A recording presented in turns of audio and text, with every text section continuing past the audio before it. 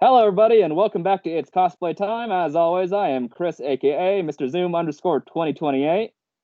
I'm Allie, or Vandum Rose. And today we are here with our special guest. Fallcosplay.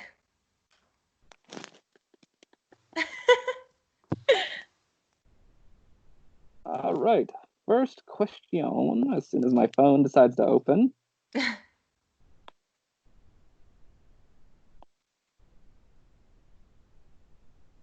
What are your favorite characters to cosplay? Oh, okay.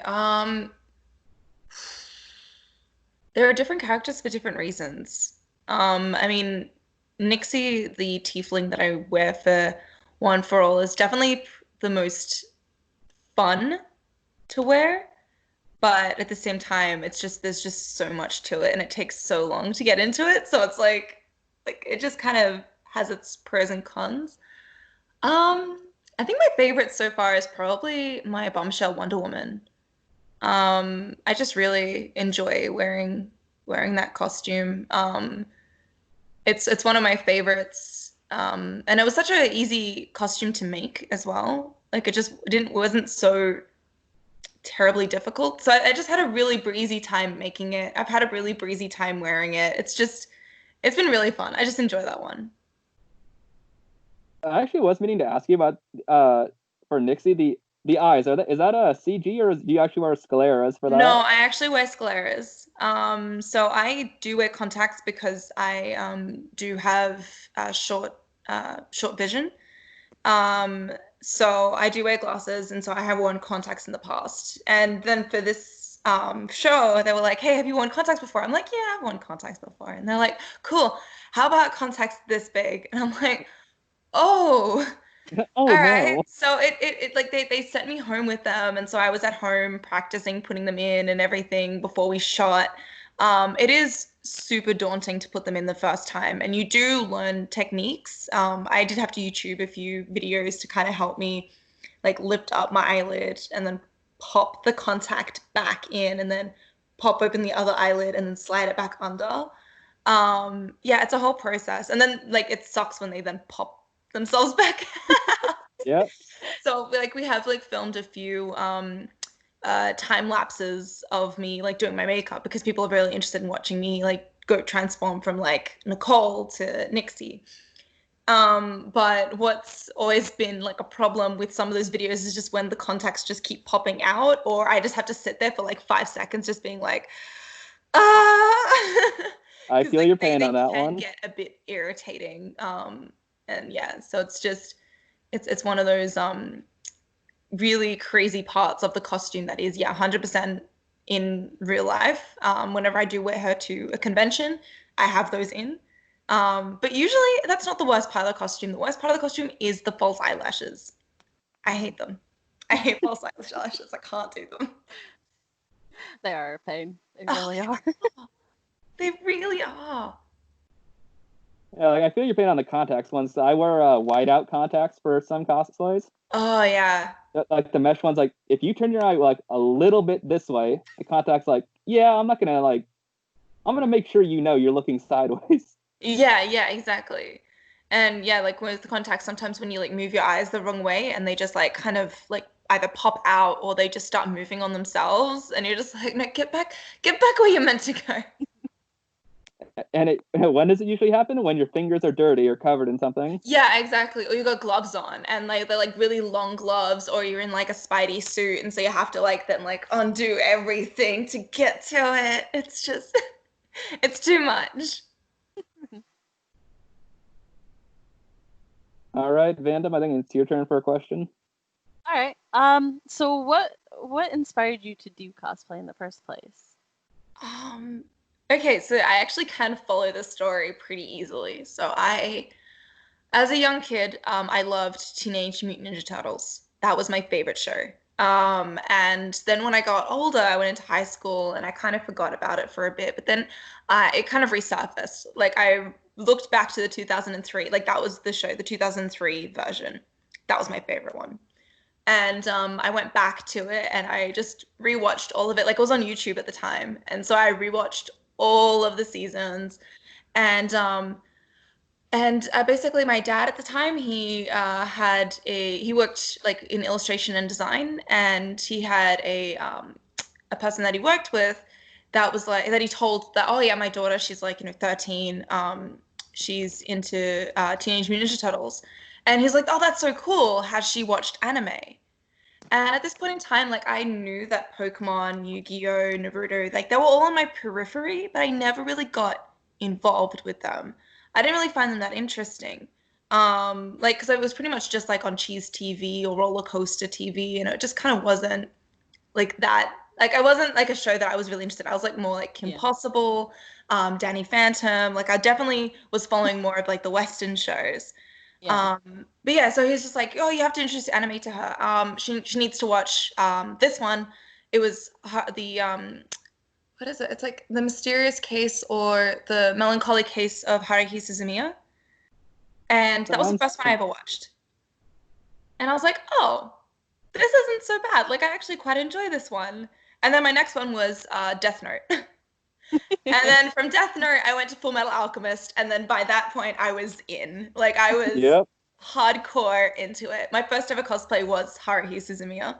I had really long hair at the time, and I was like, well, guess I'm gonna cut it, and I did. I cut it into a bob just so I could cosplay this character. So yeah, and it was like I definitely went through my weeb stage at that point, which is terrible to look back on. But you know what? It's a rite of passage, I feel sometimes. You have to kind of Yeah. go through that stage before you can kind of come out on the other side, like not as weeby, or you can control it at least. Yeah, I think a lot of us started with like the very basic animes. Yeah. I started with Black Butler. Oh yeah. Oh yeah. I did watch that after a while.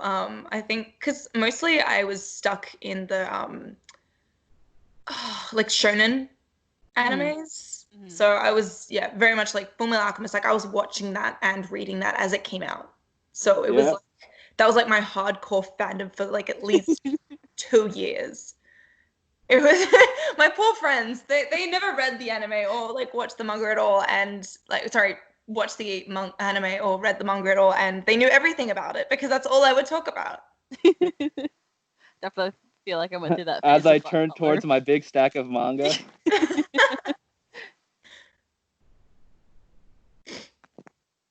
Right. My phone betrays me every interview and decides to lock. Oh no. What is your favorite convention?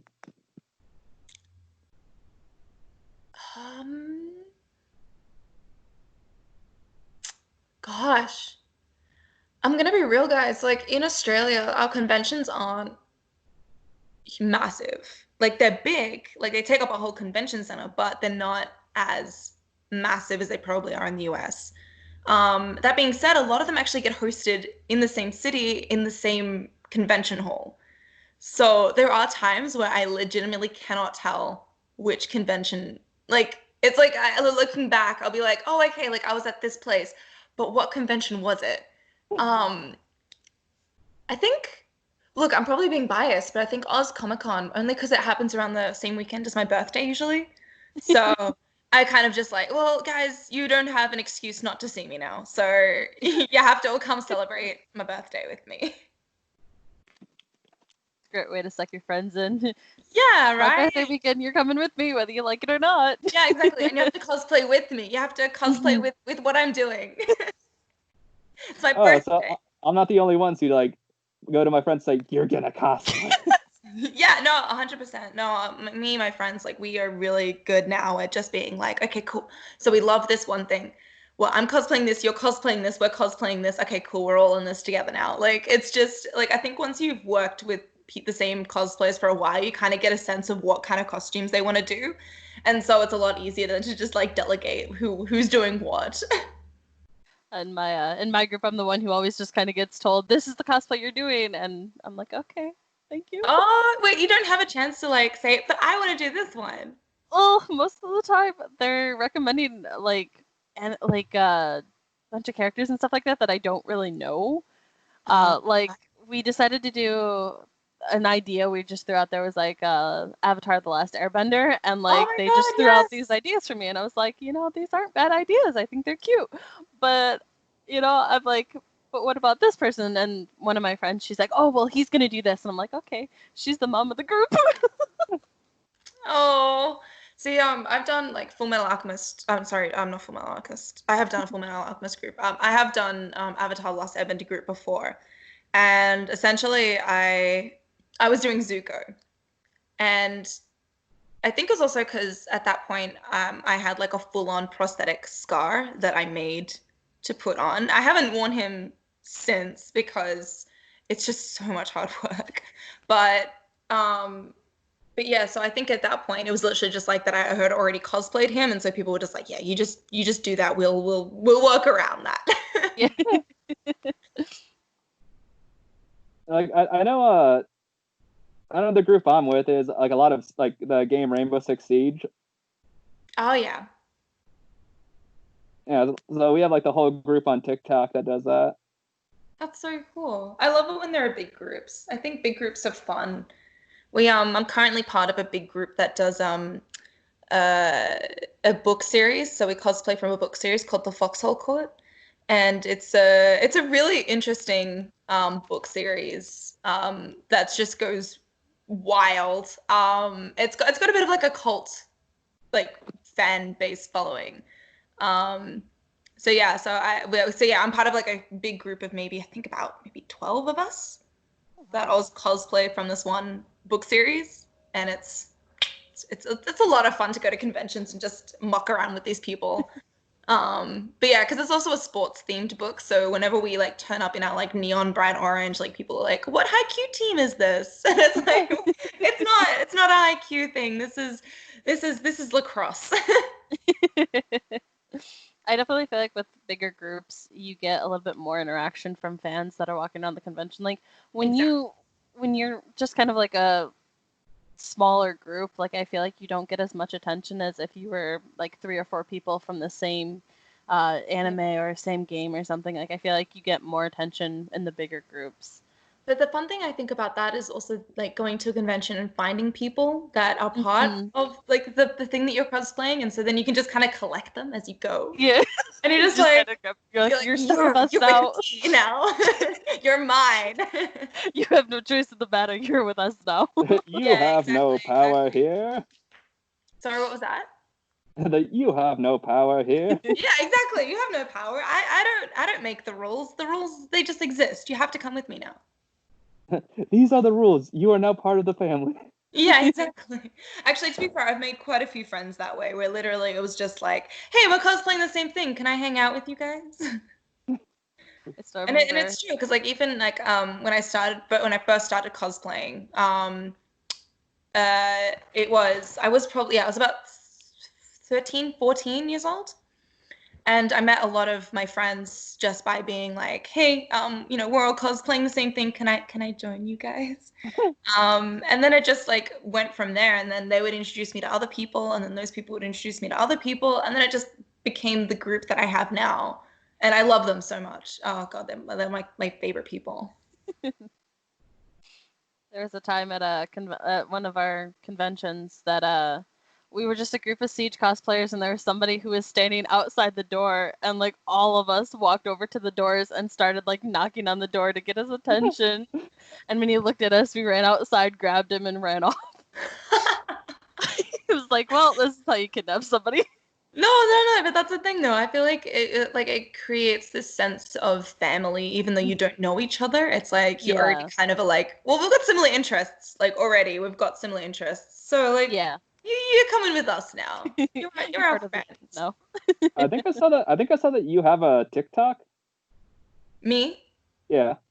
Oh, I do. I think I've posted like one thing, and that's it. Yeah, I was gonna ask if you ever thought about making content on there. I have, but if anything, it's probably not going to be too much cosplay related, and probably more mental health related.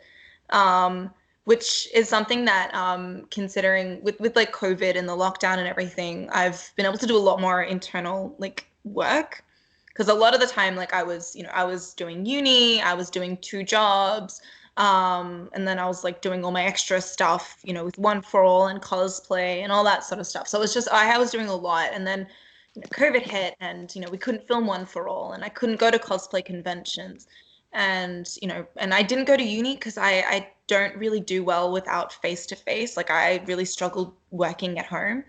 And my jobs kept going because I worked at a fabric store. So essentially I was working throughout the pandemic, but it did give me a lot more time to kind of just reflect. And I actually came to be aware of a lot of stuff that I wasn't aware of before. And now I'm on the path of healing. So it's probably going to be more of like a awareness thing, like / cosplay, just to keep it interesting.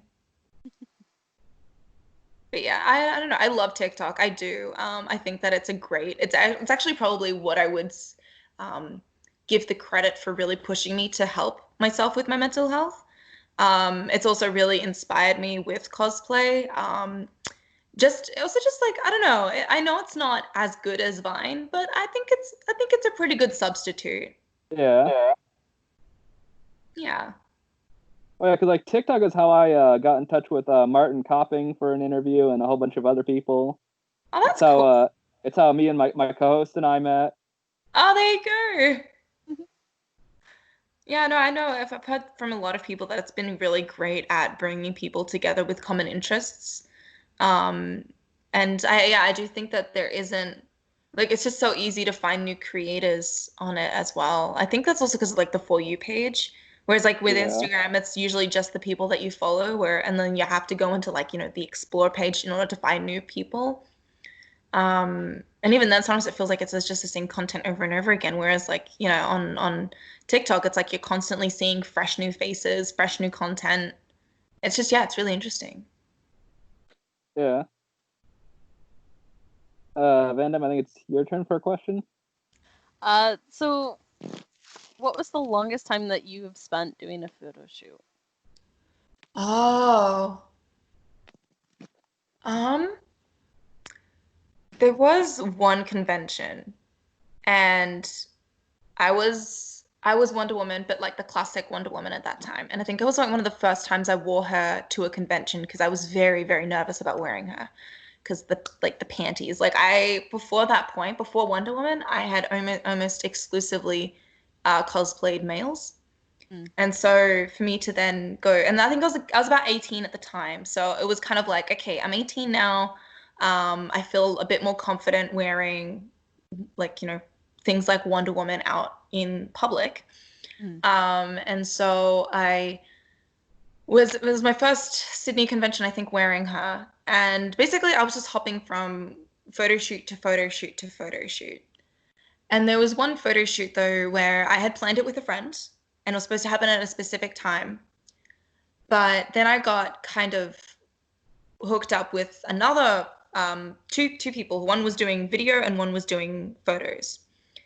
And at that point, I was kind of I kept going with them, and then they wanted more photos, and they wanted more footage, and they wanted more photos and more footage, more photos, more footage. And then it got to the point where I realized, oh my God, I had completely missed the point where I was supposed to go with my friend. And then they just kept wanting more photos and more footage. And it just got to the point where I'm like, actually, I'm tapped. Like, I'm exhausted. I've been here for almost maybe 2.5 hours now. I've got no more like ideas for photos. Like, I appreciate what you guys are doing. Like, I really appreciate that. But I gotta go. Like, my poor friend, he's been waiting. And they kept being like, no, just another photo, just another photo. And it kind of got to the point where I'm like, okay, I get it. Like, thank you, but I have to go now. Like, I am leaving. And yeah, that was and then I went and found my friend and apologized. But I apologized so much that I started crying. Because I was so upset that I had missed out. Because it was one of my friends that I didn't get to see very often as well. And so, yeah, I felt like I had been a really bad friend by like ditching him. So yeah, so that was probably the longest one that I've done so far. I mean, look, if we're talking filming, One for All usually takes about 6 to 7, maybe 8 hours Wow. to film. And that's just like one day of filming. Then the other day it might be about like 4 or 5. But yeah, if we're just talking like singular photo shoot, then that's probably the longest one. And yeah, I had to cut it short because it was just going for way too long. Yeah, I think that's why I only really do photo shoots with photographers that like I've met before. Yeah. Either previous conventions or like I'm friends with them like outside of cosplay. Yeah, I feel like also when you know them, it's like you're still hanging out with a friend. So it's like at the same time, it doesn't feel like it's going for so long.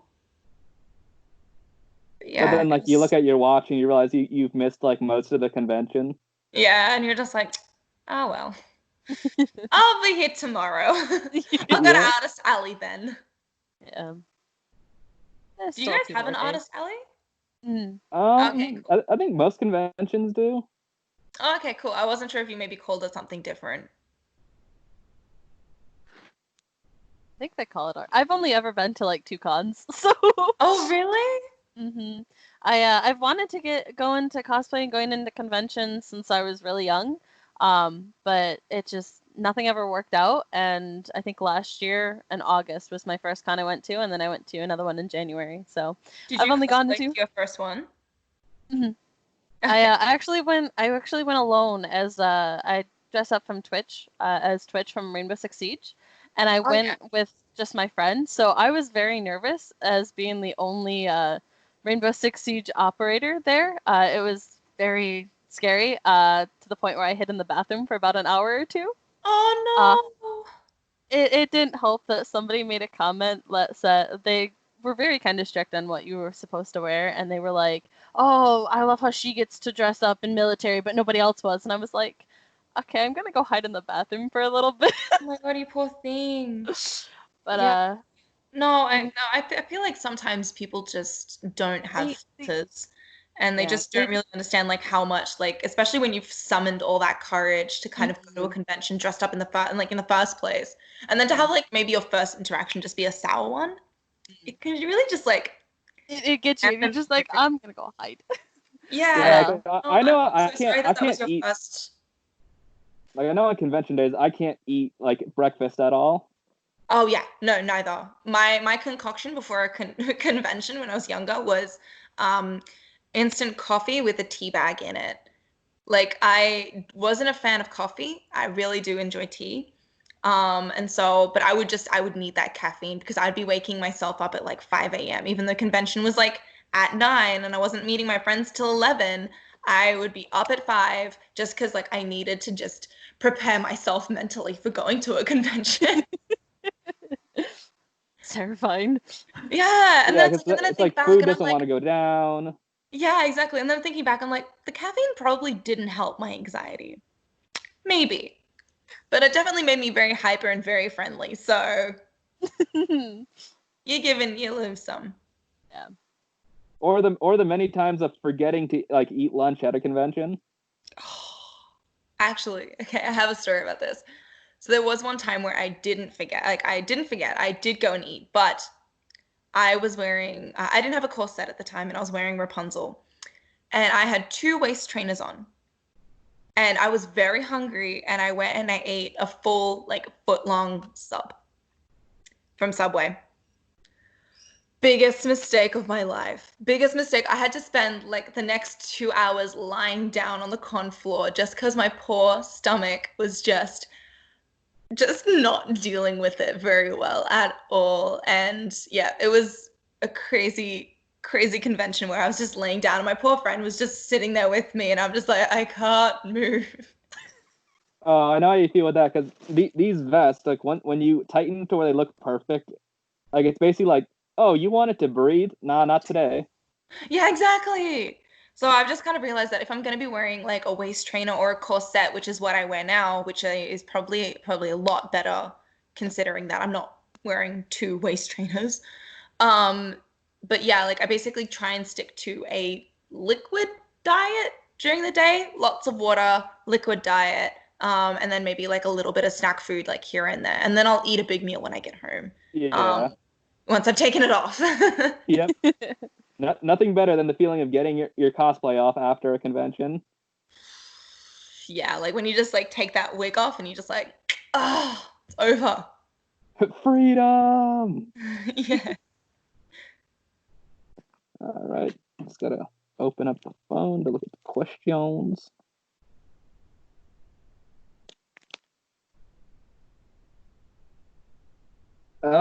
What cosplay would you want to do in the future if money was not an issue?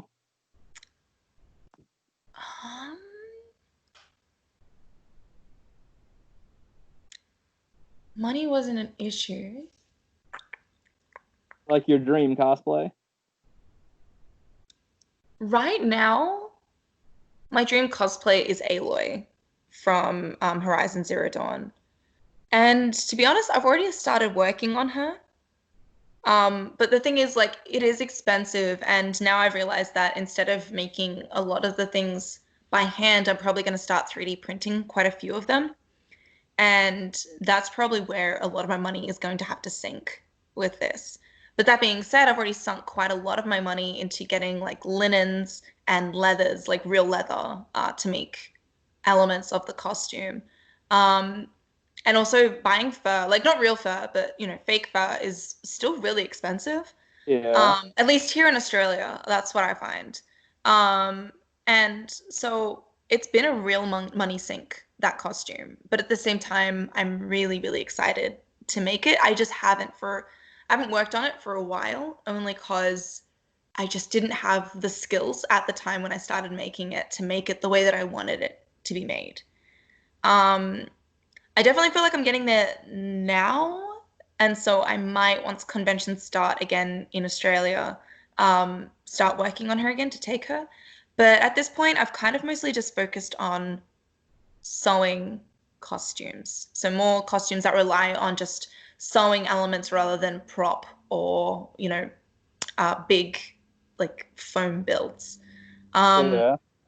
Foam builds have never really been a big thing for me. I don't really look at a lot of costumes that have like massive armor and go, okay, that's what I want to do. Mostly because it just looks really daunting and terrifying to me. So a lot of the time, it's basically just like what is in my skill set. Like what do I have? What do I have in my arsenal? Like what do I have that I can work with that, you know, I can make into something good. So yeah, so I think, look, if money wasn't a problem, I would probably be like on top of Aloy like right now. I'd probably be hiring someone to help make like, you know, the 3D elements so then I can print them. I'd probably be, you know, hiring someone to like just help me with making it. I don't know. I guess that'd probably be it. It's yeah, Aloy. Yeah, like you said, like the foam armor is like very difficult to work with because most of my cosplays are actually armor. Yeah. And like I'm currently working on a Mandalorian cosplay made out of Sintra board, Oh, that's cool. which is like I don't know if you have that there. Like it's like PVC board. Yeah, yeah, yeah. That's so cool. I've already spent. I've spent Have you like worked with that before though? nope. Oh, okay. I've Have spent you like done, I spent 6 months on the helmet alone. yeah, have you done like a lot of Warbler or like anything else that would kind of help with knowing how to do this? Somewhat like Warbler works, but Sintra is like it's really its own material. Oh, okay. I haven't worked with it before, so I'm not entirely sure. Like, is there lots of like YouTube tutorials? Yeah, but like the YouTube tutorials though have like conflicting information. Oh, that's always fun. Some say you can only bend it once. Some say you can bend it a bunch of times. Reality, you can bend it as long as your heat gun still works. Oh, okay. That makes sense. Yeah. I think that's been the fun part also about cosplay is just building up a repertoire of skills. Like just being able to go like, oh, okay, like I can do this part now. Or you know, just like being like, oh God, this is an element that I didn't think I could do, and then you were able to do it. It's just, I don't know, it's exhilarating. It's fun.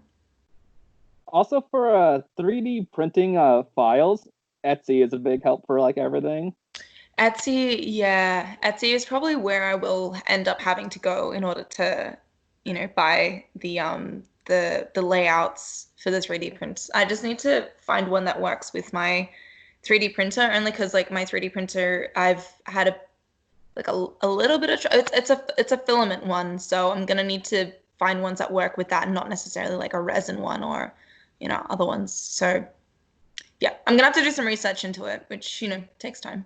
Yeah, there's a cosplayer on Instagram. Her name is Clover Cosplay. She has an Aloy cosplay, so Okay. she could probably help you with that. Yeah. Okay. Cool. So, you know what? Send me that name after this, and I'll give her I'll hit her up. Thank you. Sorry, my mom came in. Oh no! Don't stress. Don't stress. I was My like, mom's go out at away. the moment, so I'm not too worried about them walking in. Oh, that freaked me out for a second. I think both of you like raised your hands at the same time. Oh, did we?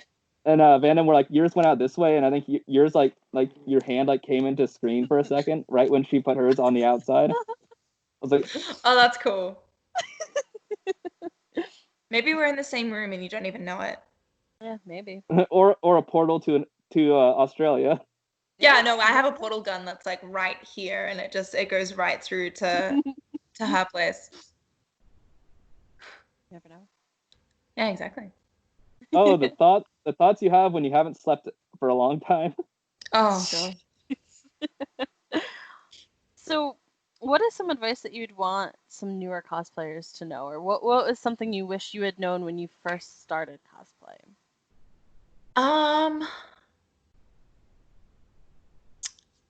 Okay, if it's something that I wish that I had known, it would be that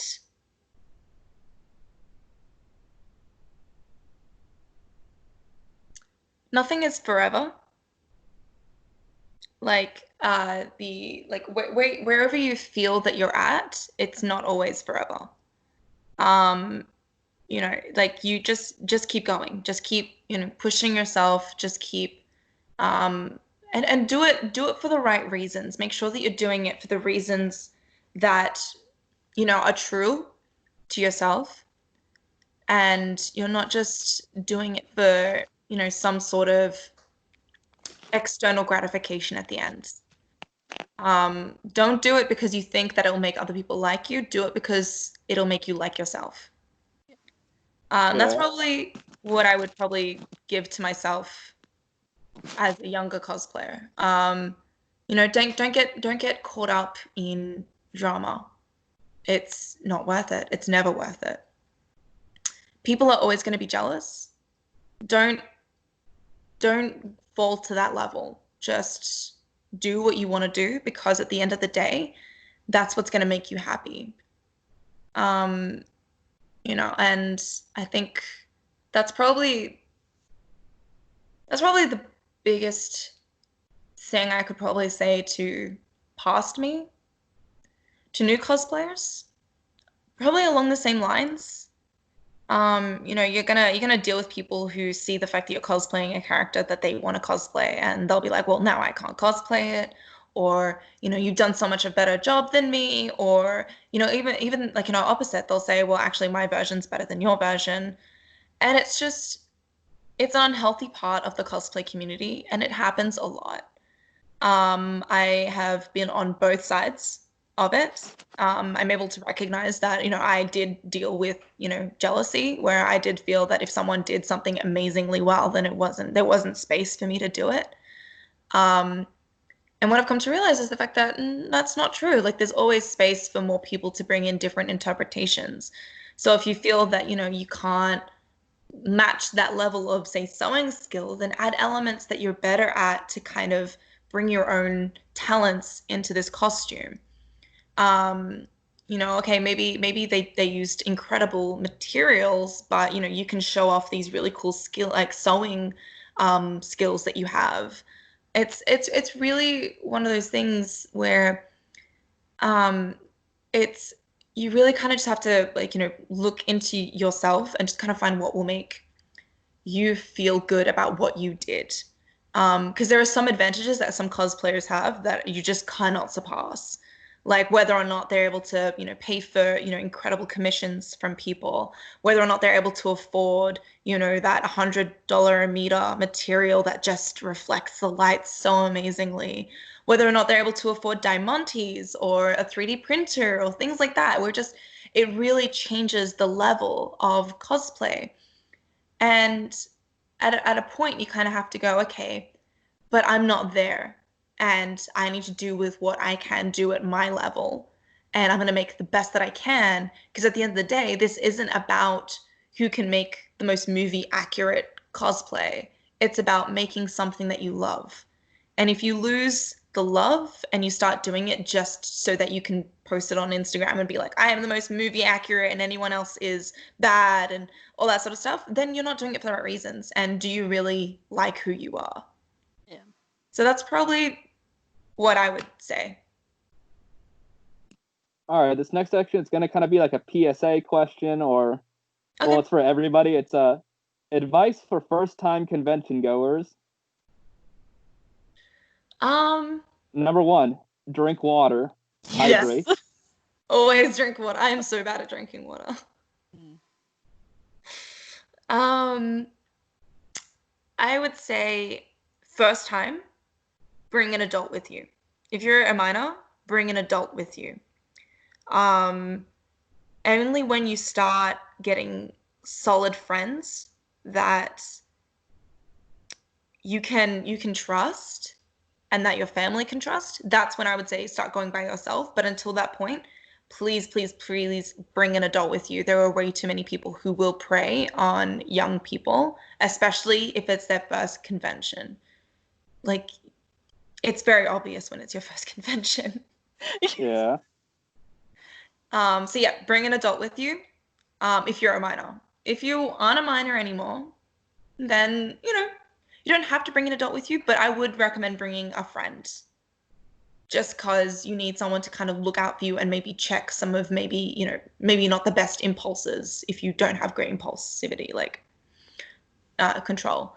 So yeah, I would say bring a trusted person, an adult if you're a minor, or a friend if you're not. Yeah, to elaborate on that one, like I would say like, yeah, bring a friend or like a handler or like a handler who is your friend to like mediate between you and photographers or you and people who want pictures, or Yeah. make sure no one's like creeping on you, or sometimes they might hold the backpack of water. Yeah, exactly. Just to keep an eye on you, because sometimes when especially if it's your first convention, you can get so wrapped up in everything that's happening. You forget to eat, you forget to drink, you forget to look after yourself, and then it just gets to a point where you just, you become very vulnerable in a space that you don't know a lot of people in. Of course, there are safe spaces in a lot of conventions. There are a lot of places where you, like, again, this is talking from my experience in Australia, but, that there are a lot of places where we can go and, just kind of de-stress and just kind of like, put ourselves back together before we head back out into the convention. But yeah, just having someone there just to keep an eye on you, at least for your first couple of conventions, just so you can kind of start getting the hang of it. And also you can kind of start to then pick out the people that you maybe don't really want to, talk to, and the people that are good to talk to. And look, sometimes it takes a bit of trial and error before you figure out who's who.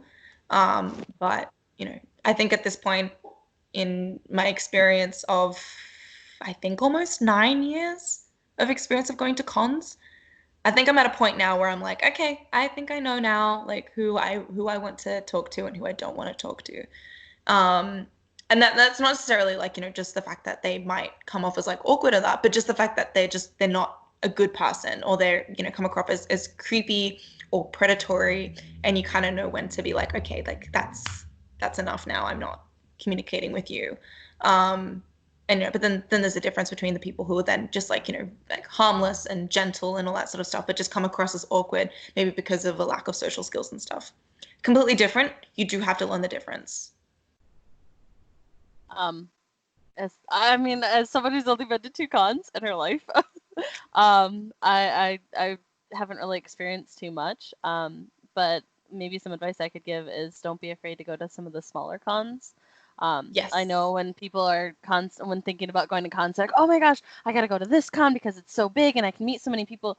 you will meet amazing people, even at the smaller cons, even if they're just, a couple 100,000, you will still meet some really amazing people. And going to those smaller cons is probably where you're going to meet maybe more of your friends, the ones that are you're going to get a closer bond with. I mean, that's how I found my group, actually, was because they all went to the small con that I first went to, and from there we hit it off and we went to a bigger con. But going to the smaller cons, it's not a waste of time. It's not a waste of space like some people think.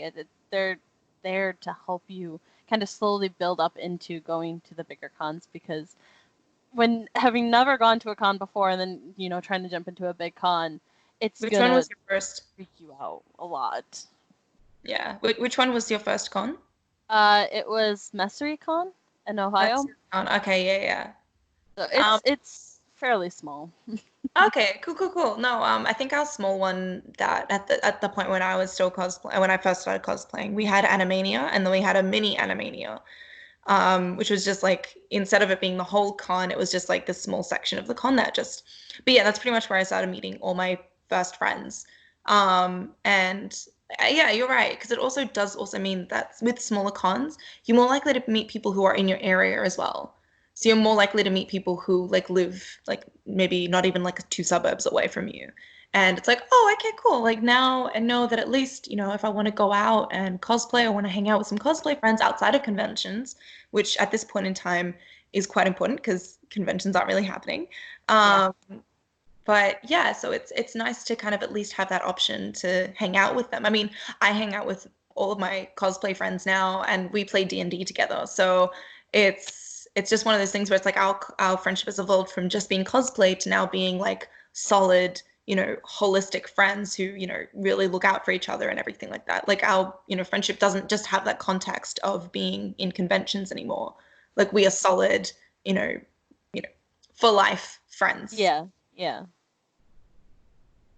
I would say another big thing for conventions is hygiene. Oh yeah. Yes. Like big thing. Deodorant. Always wear it to conventions.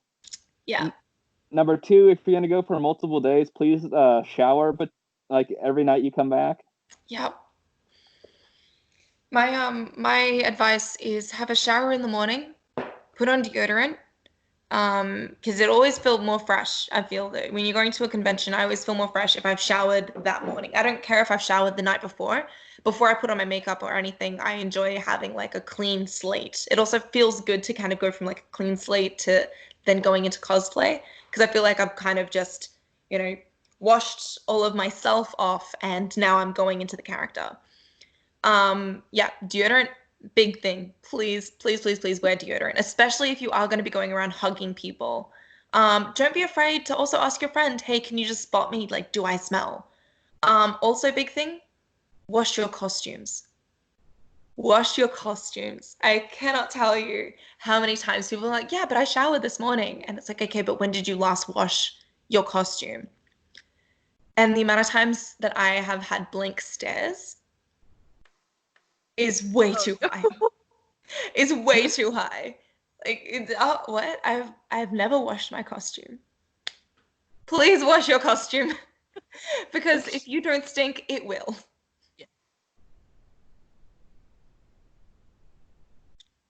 Any more PSA, first con advice from anybody? How long do your conventions usually go for? Usually 3 days. Most are 3, but some of I know San Diego Comic-Con is 4 or 5. Yeah, that's crazy. Our longest ones here are 3 days, and that's the Friday evening, Saturday and Sunday. We don't have any 4-day cons, and that sounds wild. I know usually the 4th days are industry days. Okay. Or the celebrities who want to walk the floor, or the people who have booths who just want to walk around and not have to worry about their booth. Yeah, that's fair. Yeah, no, I actually really do want to go to US Con. Obviously when the US opens back up, but I would love to go to a convention over there. just to like see what it's like, because it seems always like a crazy time. Yeah, any PSAs? I don't know. I think a lot of it is just experience. Like you just kind of got to go and experience it for yourself because everyone's going to have a different time. Everyone's going to feel like, that they took something different away from it. Um, just don't be afraid to, make friends. Um, yeah, go to small conventions, meet people. Um, it's always really daunting to kind of be the first person to be like, hey, can we hang out? Like, hey, can we be friends? But it can honestly like change your life. So I would say do it. And sometimes you'll find that you picked the wrong people and then you'll be like, okay, maybe I need to distance myself. So do that. Do that if that helps you. Just like distance yourself. Like it is, you don't owe anyone your friendship. Um, so yeah, distance yourself and then kind of go back in and be like, okay, maybe that wasn't the right people, but I will find new people and I will find better people. So yeah, trial and error always. Oh, I came up with one more. Oh, okay. For days after the convention ends, ibuprofen is your friend. Yeah.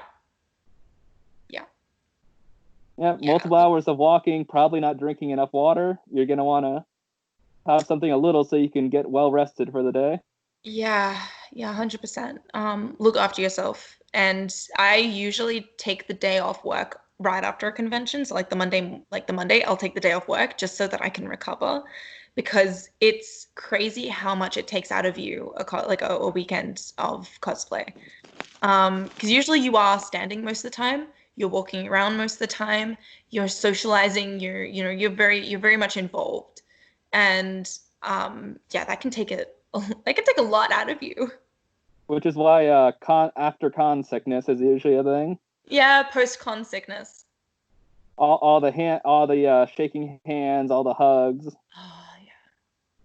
Yeah, also, yeah, just look after your personal hygiene. Like, I know everyone now cares a lot about hand sanitizer and all that sort of stuff, but yeah, just keep that on you. I think that might be a good thing to keep, just to, make sure that, at least you're not then, because I also do find that I touch my face a lot. So just keep your hands clean.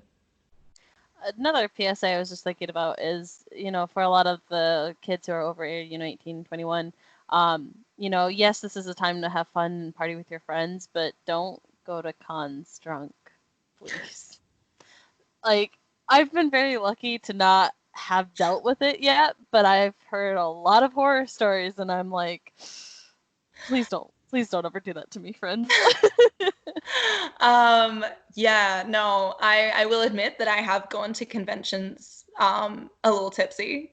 Like I mean here in Australia, like our age for drinking is 18. So once we turn 18, it like I didn't start drinking like straight away. It was probably once I turned like 20 that, my friends and I, but at the same time, we kind of rationalized it by the fact that our characters are quite chaotic, and we'd usually only do it on the Friday night anyway. So a lot of the time, kids and families aren't there because they're usually at school and stuff. So it's usually just like the older people anyway. But yeah, no, I will disclose that yes, I have gone to a convention intoxicated. Not fully intoxicated, but like at a level of like happy intoxicated. Mm-hmm. And the first time that I did Wonder Woman, I also did have a few drinks beforehand because of the fact that I was so nervous and so anxious about wearing her and, being quite, at the time what I felt was quite exposed. And so I kind of had a few shots just to kind of get my, confidence back about wearing it. But yeah, a few drinks is like fine, but like not like I've had people who will tell me that like they went to a con completely wasted, and I'm like, but then how do you enjoy the con? Yeah, like you're not in a right state. Like personally, I think that at that point you're not really in a right state of mind to be around people because you might act in a way that you might act in a way that you normally don't act, but then you get this reputation because I feel like con communities are fairly small, so like once you start getting involved in cons, you start getting known, and when you get known for something, you're kind of stuck with that. Yeah, I the way that I have classified some of the convention circles in Australia, especially because cosplay is still quite a small thing here. It is growing, but it is still quite a small thing here. And a lot of cosplay communities are what I would call incestuous. Everyone knows each other. Everyone has probably dated each other at some point, and everyone knows each other's business and all the drama and all the tea. And so at some point it gets to a point where it's like, yeah, you're right. If you do get known for something, you get stuck with that idea of being that person. And that's why for me as well, like I have gone from a point of pretty much obscurity to now having a bit of a following, and that's been quite a very sudden thing for me with the One for All stuff. So it's only been over the course of like the last year that I've gone from, I think around was about 1K to where I am now with about 17K. And that was just a complete shock for me. Like it was just, I didn't know what to do. And so it has given me a lot to think about in how I want to portray myself, especially when I'm meeting people who potentially know of me. And I don't want to give people a reason to feel that I'm not who I actually am. And so, yeah, so that's why if I was to go to a convention now, it's probably going to be a lot more like, I'm probably going to have to be a lot more, I don't want to say professional, but less stupid. If that makes sense. Yeah, like, I know I can't drink at conventions because I'm part Japanese, so it's very obvious when I drink. Oh, you got the flush? Full face red. Oh no! So it's like times that it's been, it's like, Chris, you've been drinking, haven't you? See, that's when you just go for like the full mask. Like you just go for like the full mask, full bodysuit. Like just go as Spider-Man. No one will tell the difference. Yeah. Or Rook, you know? Yeah, no one tells the difference until you're passed out on like the convention stairs or whatever. Oh my god, has that happened? Not at the convention, but like in the Airbnb after the convention. I was just like I was under the living room table at the Airbnb, just. Oh no! Oh god. No, okay, no. I can safely say I've never gotten to that extent, but I think I've had my fun at cons, so I definitely feel that I would never purposely do it in where I knew that children were going to be. That's why I feel like it's a lot better. Like if you are going to do it, like I try and do it on days where I know that there's less likely to be children, especially later at night. So yeah, look, I don't think, subjecting children, especially if you're dressed up as a character that children would want to approach. Like if you're a Disney character, I think that is in pretty poor taste to turn up drunk. If you're an obscure character that literally no one's gonna know, then I feel like you could probably get away with it. That being said, probably still not a great idea. Yeah. Yeah. Is it my turn for a question, or is it your turn, Vandum? You just did the PSA, so I think it's my turn. Best memory from cosplaying. Best memory from cosplaying. Oof. I have so many. I don't actually. Look, I think the point that probably sticks out the most, and it's just the first one that really kind of came to mind, was probably the first time that someone talked to me, and then I was like, oh yeah, my handle is Fallcosplay, and they were like, oh my god, you're Fallcosplay, you were one of the people I wanted to meet when I came here.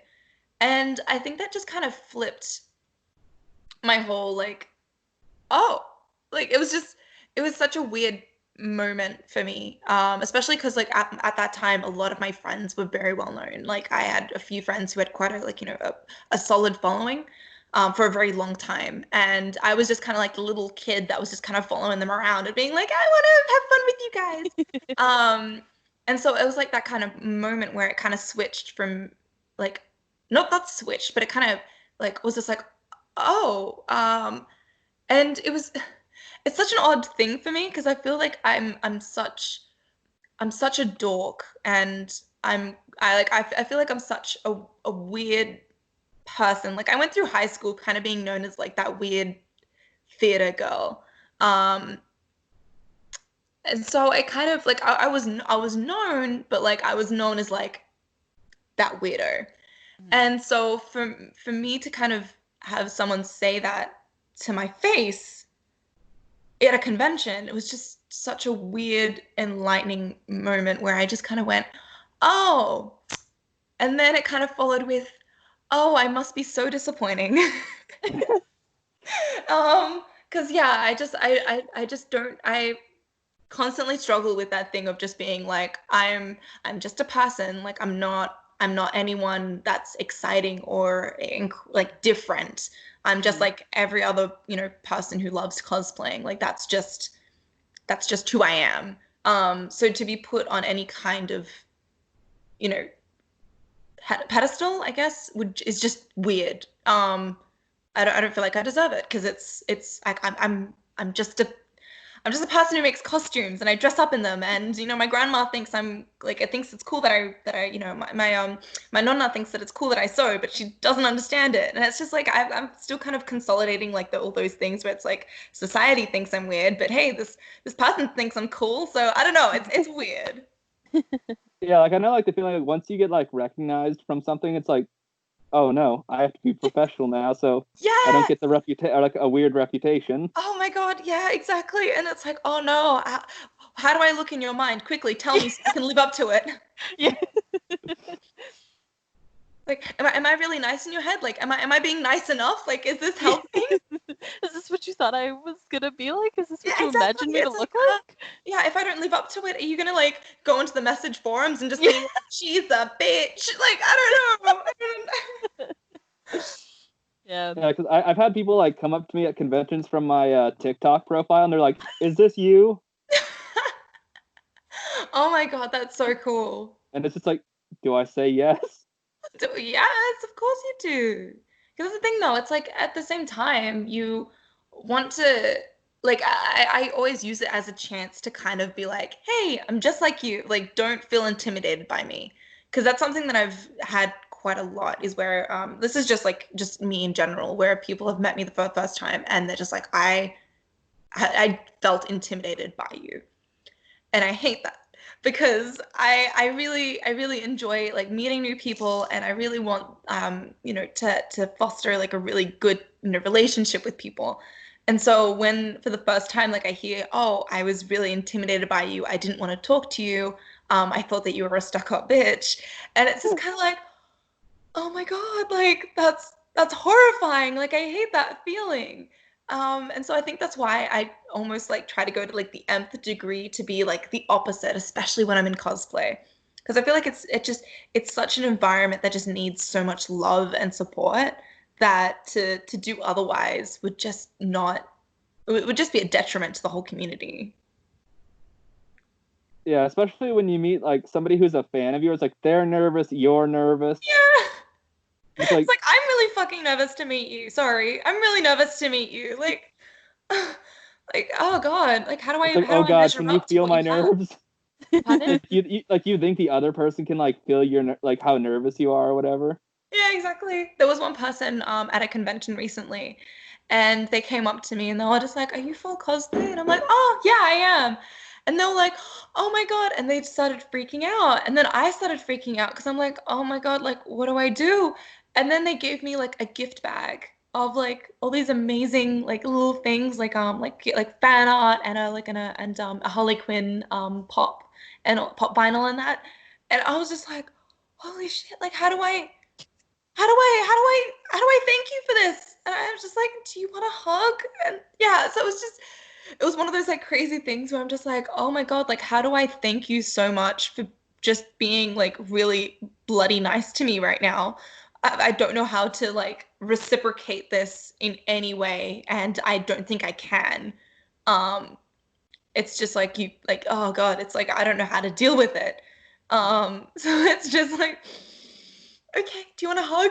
And they were like, yes, I want a hug. And I'm like, okay, cool. This is all I can do. I don't know what else to do. Yeah, because sometimes you feel like just saying thank you isn't enough at some points, and you're just like, I feel bad for just constantly saying thank you because I don't want it to seem ungenuine when it's Exactly. trying to be as genuine as possible. Exactly. So you feel like you get to one point where it's just like, okay, I'm just saying the same words over and over again. I feel like they're starting to lose their meaning. Like, I want you to Yeah. understand how grateful I am from like the depths of my soul. Like, I need you to understand how grateful I am for this interaction. Yeah. Even if it's just the fact that it kind of also validates the feeling of like, oh, I'm actually like, not necessarily in that case, but I am inspiring people to get into cosplay. I am inspiring them to play D&D. Like, I've had people saying that because of our show that they've started playing D&D, and that makes me so happy because it's a great game and everyone should play it. And at least once, because it's just such a great team working, team building, team like work game that just really helps people understand consequence and it really rewards people's creativity, and I love that. I've always been a real advocate for creativity, and yeah, I think that it's a great game for that.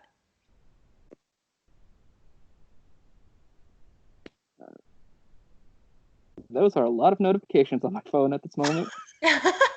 You're popular. It's all Uber Eats saying, "Hey, you should order this." Yeah, Uber Eats hasn't hit me up in a while. What's going on? I only have DoorDash.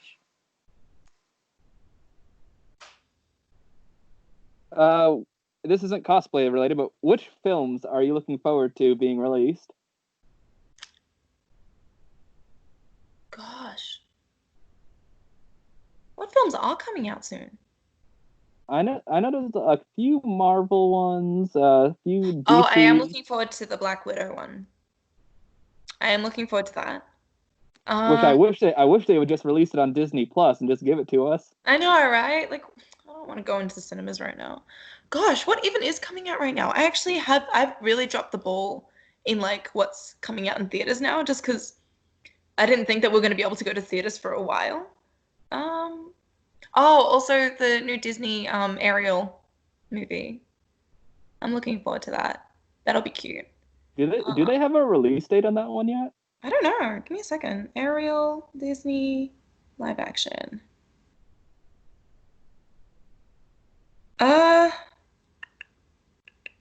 Release date.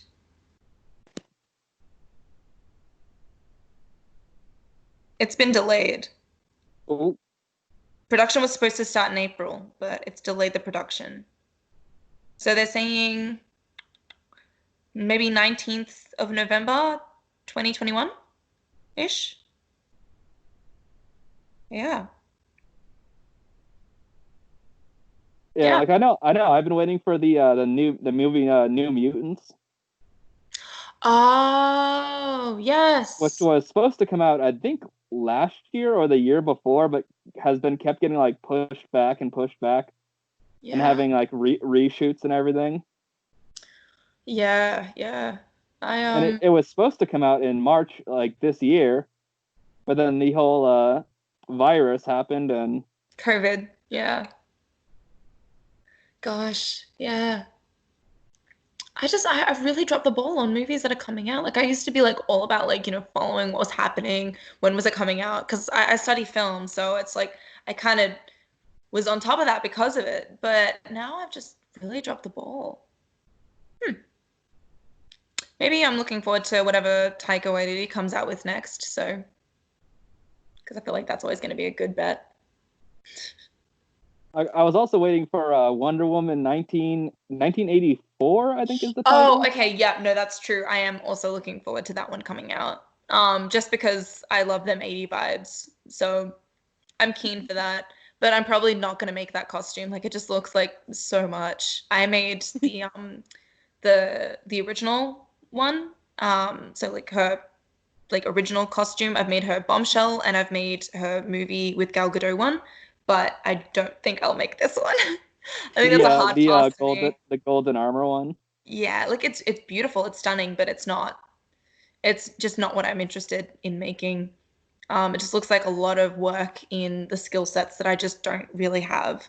So yeah, I probably won't go for that one.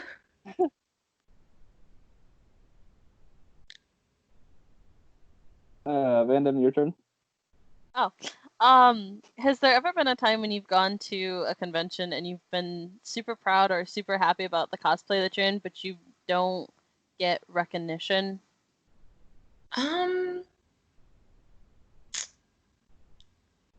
Yeah, no, there definitely have been times. And I think a lot of it was when I was cosplaying more obscure things, so not like mainstream. Like, so one of my friends and I did a cosplay, that book series that I was talking about before. We don't get recognized very often. Like, it's really maybe like once or twice in a whole convention like period where we get recognized. Um, but usually then when we do get recognized, the person is ecstatic that they've seen us. Because it's such an obscure, uh, you know, fandom that there's just not a lot of people cosplaying it. But that being said, I feel like I've kind of offset that disappointment by sorry, my puppy's just rolling over. By cosplaying it with people who also love the series. So it's like even though we might not get recognized by outside people, or they might not appreciate the work that we put into making these, matching uniforms, I still really love the fact that I'm there with my friends, and it's still really fun. So I would probably say, like, advice, if you're going to be doing something that's obscure, do it with other people, because it definitely offsets that disappointment that you might get if no one recognizes you or no one wants to, engage with you because they don't know what you're cosplaying. At least then you've got people with you who, you can kind of just laugh with and have fun with, and they know exactly what you're doing. So yeah.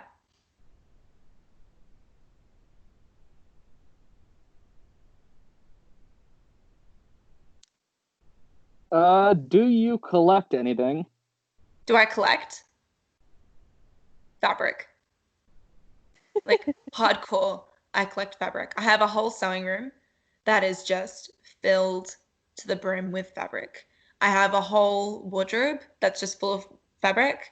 I have then a whole bunch of tubs organized by fabric. It's it's bad. Like, I work at a fabric store, so it kind of makes sense that I would have so much of it.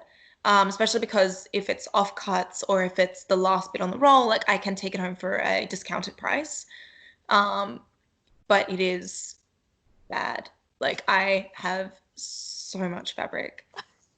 It's it's ridiculous. Um, and a lot of the times it gets to the point where it's like I'm just not using this amount of fabric, obviously. Like, it's like I'll just see something and I'm like, oh, this is really pretty. Like, this could go well with the costume that I don't even have yet. But, I don't know how long this fabric's going to be on the shelf for. So I'll take it now so that when the costume does come up, I'll have the fabric.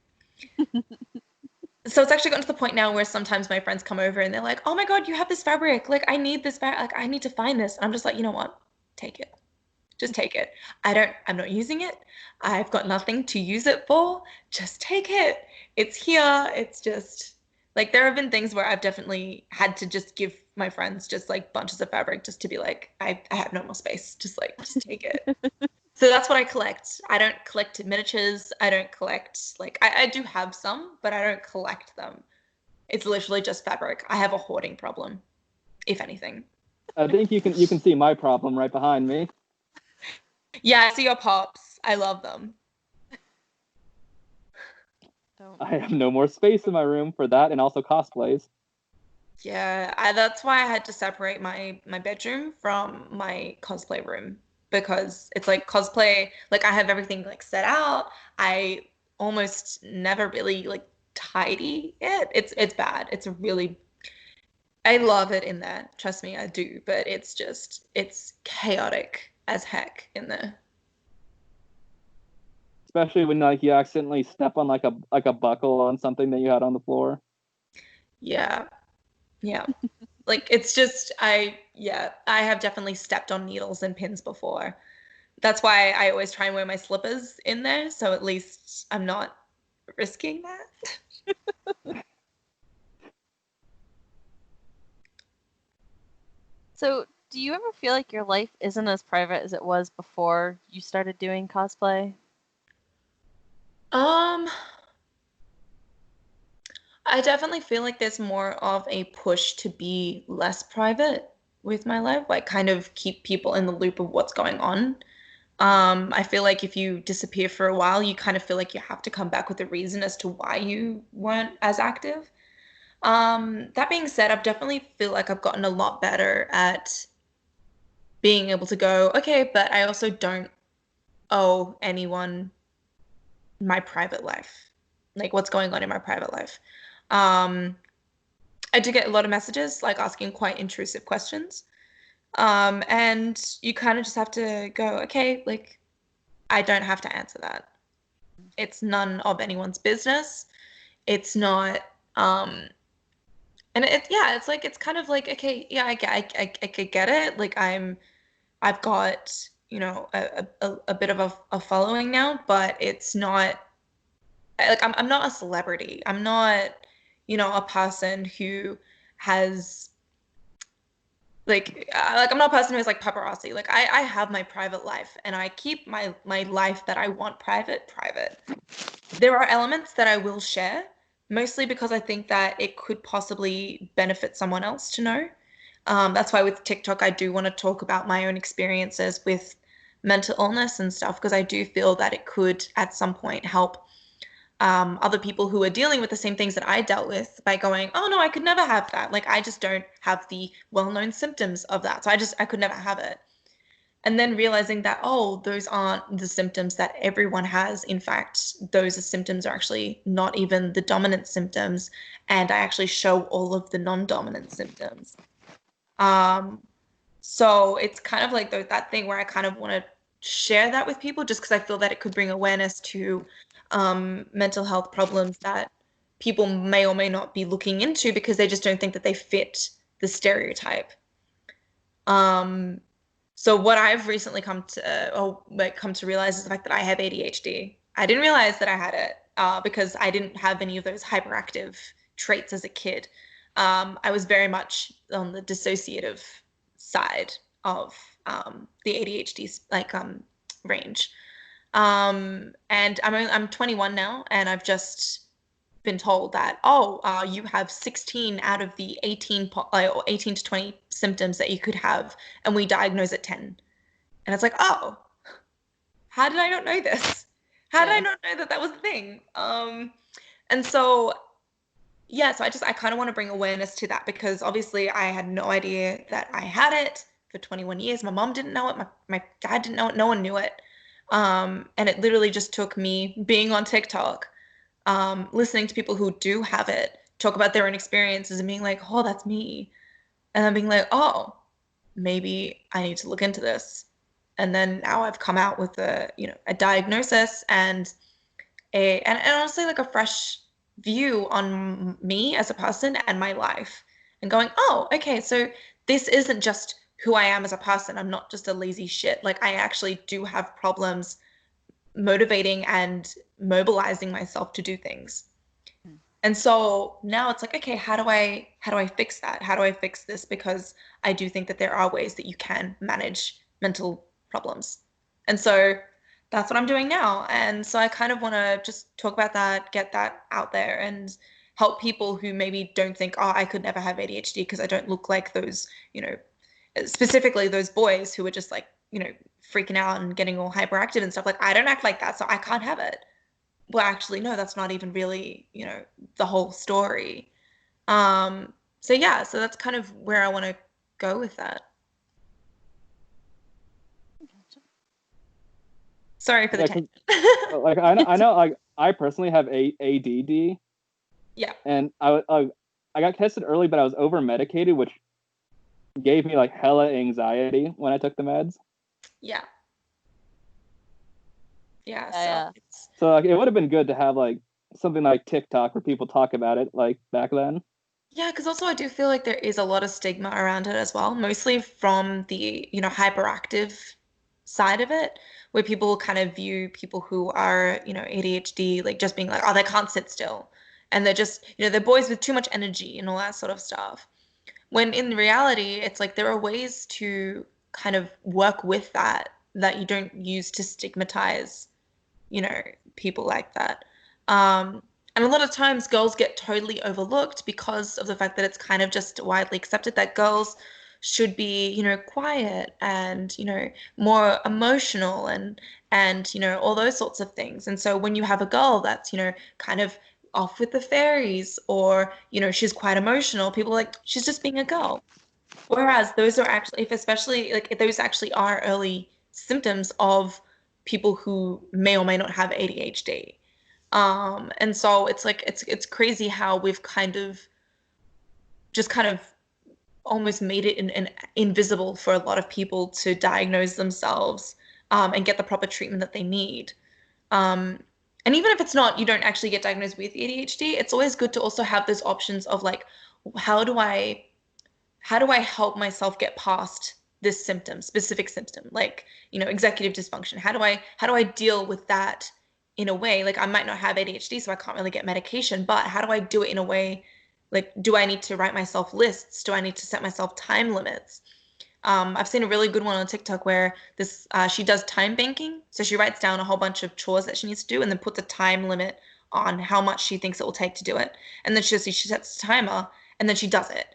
And then she can stop the timer and then she's like, okay, so I finished it in 15 minutes when I said that it would take 20. So that's 5 minutes that I can put towards whatever I want to do. And it does give you that kind of like that feeling of like, oh, I'm racing the clock. It's like a game. So it still makes it exciting. It still makes it fun and fresh, but you're still getting the stuff that you need to done. Yeah. Which is hard for people who struggle with executive dysfunction. That's why video games are so much fun for us, because it's like you're constantly getting like those little lists of things to do, and then as soon as you complete it, it's like, oh my god, I did it. So yeah, like I love playing video games. So yeah, and it makes a lot of sense now when I think about it.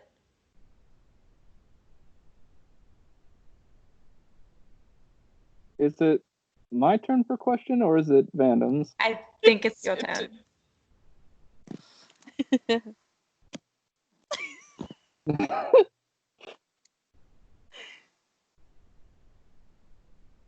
What is your favorite pizza? Okay, so my family, we're Italian, so we make our own pizzas. And my favorite pizza that I make is probably my sun-dried tomatoes, goat's cheese, and basil. And I think that's it. and olives. I love olives. So that's my favorite pizza that I make. And yeah, it's super salty. I love salty foods. So it's super salty, but it's really, really delicious. So yeah, that's probably my favorite pizza. Other than that, I really love Hawaiian. Controversial, I know, but I do love Hawaiian. And to be honest, my family loves pineapple on pizza as well. We're Italian, we love pineapple on pizza, so I feel like it's valid. Another good combination for pineapple on pizza is pineapple and jalapeno. Oh, okay. I see it. My other side, so one side of my family is Italian, the other side is Argentinian. So yeah, I can appreciate it. But to be fair, if my Argentinian side made a pizza, it would just be dulce de leche on top with like banana. I can't do anything spicy. You can't do anything spicy? I don't do spicy. Oh no. I can do spice in like not necessarily like I can do chili spice, but I also like spiced like cinnamon and that sort of stuff. Like I enjoy that kind of spiced, and then I enjoy spicy. I can do a little bit of spice, but like super spicy, like jalapenos or pepper. Like even pepper, I'm not a big fan of. Pepper? That's a spice. Is it? Oh, like the cracked pepper? Yeah. Oh, seriously? Yeah. Oh my god. Like I can put it in food, but like I can only put a little bit in food because if I can taste the pepper, it burns my tongue. Oh my god, I put so much cracked pepper on myself. Oh no. No, like if I've got like, like eggs or like avocado and stuff, I'll just like go ham with the pepper. I love it. I'm pretty plain.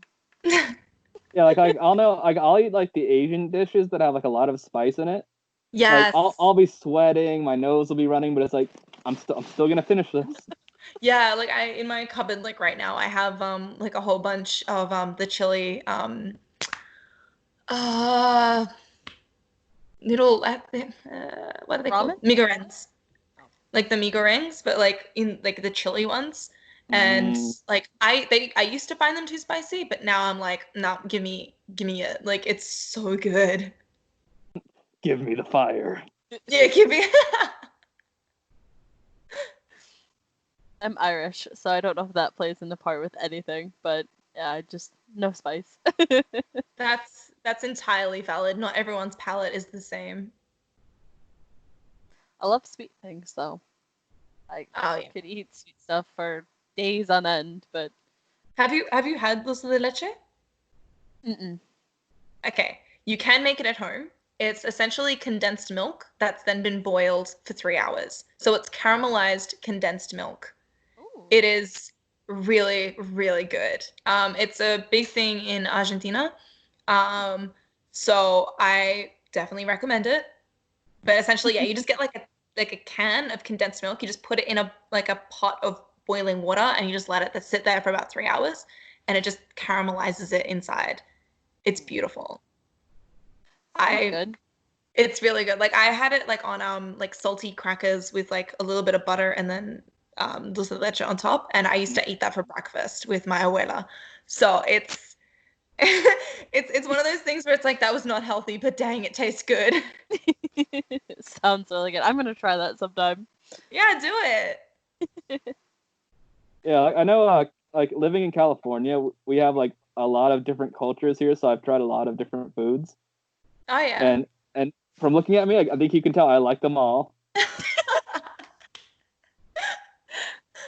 No, that's true. Like honestly, like I love living in Sydney because there are so many cultures that have just like, very much like we have like fusion foods and all that sort of stuff like all the time. Um, and it's like, just down the road we have like a whole bunch of different cuisines. So I do love, being in a kind of very culturally dense city that just has like a whole bunch of different cultures. Um, so yeah, so it's like I think that's one part that I do enjoy about different melting pot cities or places. So yeah, I totally agree with you there. Like I love trying new foods. Japanese is probably my favorite food. Yeah, yeah. No, I will buy it for lunch whenever I can.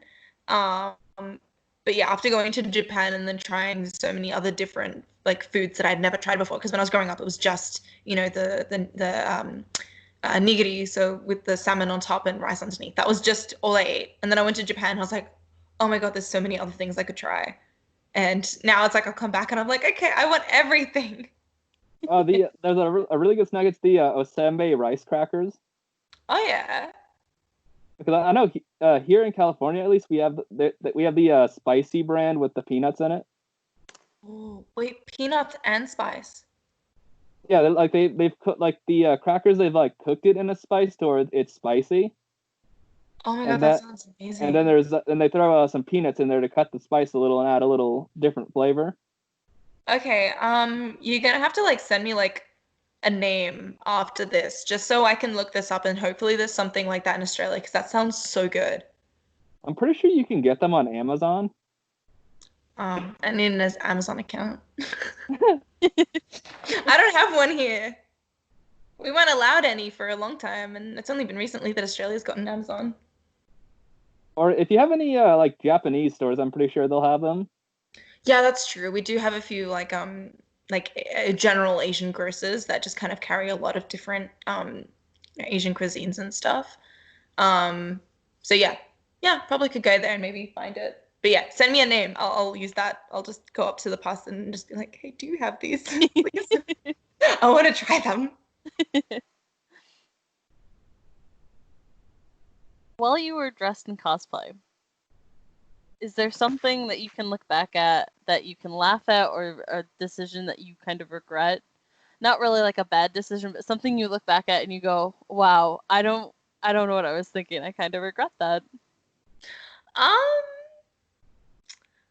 Look, my general philosophy is that, everything that you've done has brought you to who you are today. So like so I try not to regret things that I've done, only because I feel like in some way they've shaped my experience, and then that's kind of like, okay, I've learned from that.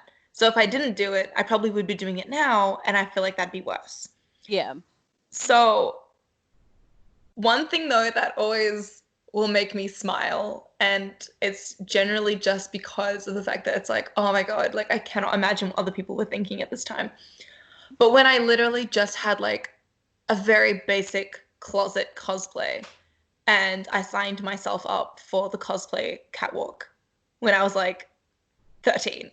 And and just looking back at that and just being like, oh my God, all these people just saw this like kid walk out with like a really cheap dollar store wig and a closet cosplay and was like, yeah, I'm going out onto the catwalk. Like the audacity, the the audacity, the confidence that I had. Oh my God. I don't have the confidence now to do it. And it's like I feel like I've definitely grown from when I was there, but it's like I don't have the confidence anymore to do what I did then, but I did it once.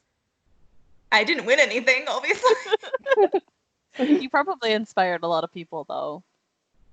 Oh, look, you know what? I had fun, and that's all I can ask for is the fact that I genuinely had so much fun with it. And you know, I have photos from it still, so that's cool. But so I can never live it down. It's still on my Facebook, buried somewhere.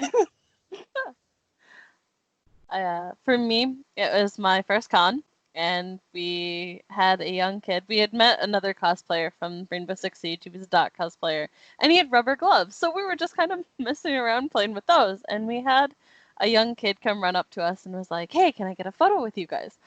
I am so grateful this photo has never surfaced, and hopefully it never will. Oh no. But I quickly threw. I had like little mag pouches on my vest that were empty. So without thinking, I just kind of stuffed the rubber glove into that, not realizing it wasn't fully tucked. So there's just like this rubber glove sticking out of one of my pouches on my vest. And the mom had taken the photo with her child with us. And I was like, my Uh-oh. friend, as soon as the kid walked away, my friend walked up to me. She grabbed the glove out of my pocket, smacked me with it, and she's like, that was a mom. She's like, I hope that photo doesn't surface anymore. I was like, Oh, yeah, you're probably right. oh, Luckily, I haven't seen that photo. Knock on wood, I hope I never do. Look, there are definitely photos from like my weeb stage that I hope never see the light of day. Yes. And if they do, I'm gonna have like it's you know what? Just have fun with it. Just be like, you know what? Just circle it with a red circle and just kind of like be like, yep, this is it. Or like with a blue arrow, like just point it out. Just make it really obvious. Yep. Just have fun with it.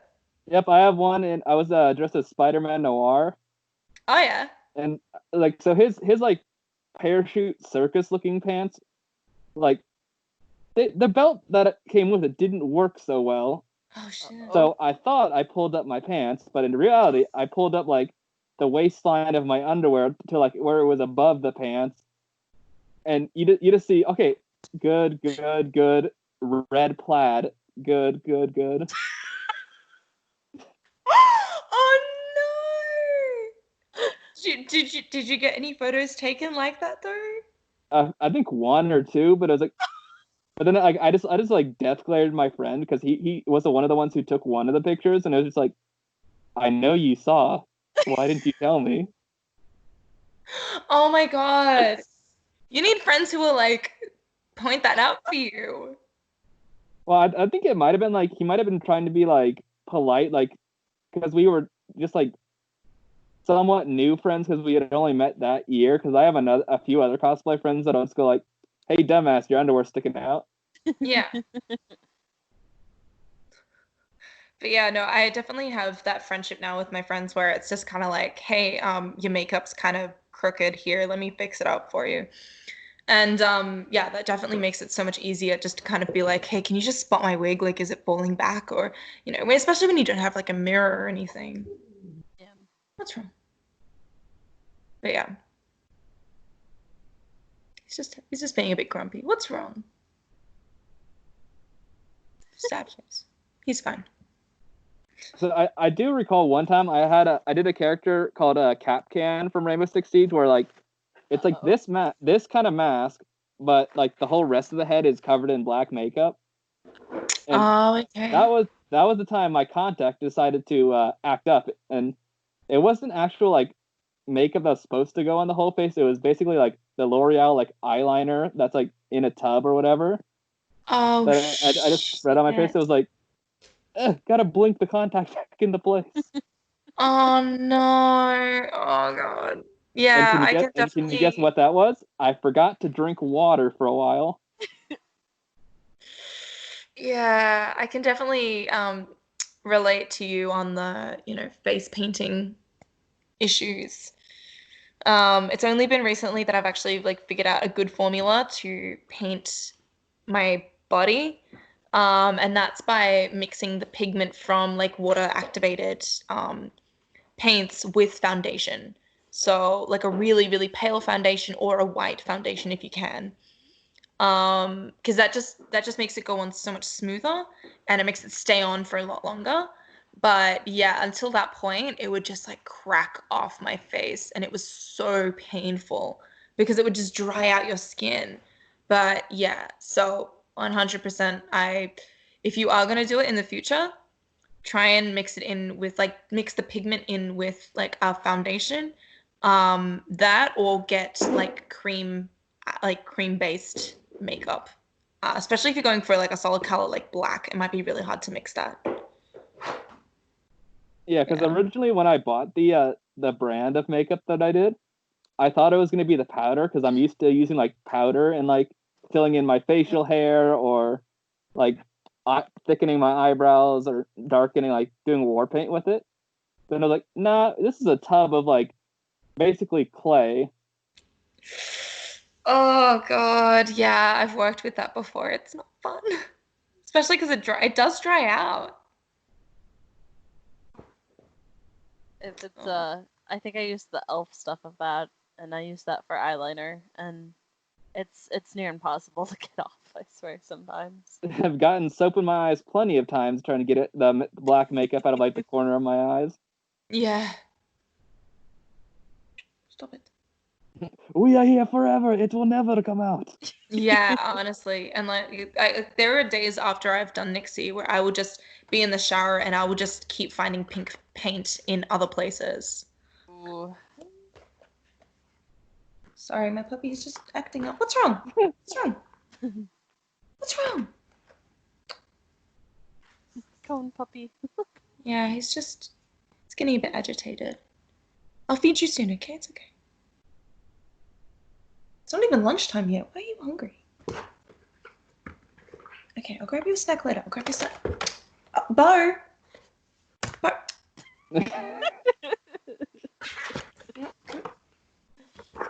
Come here. Look. Look.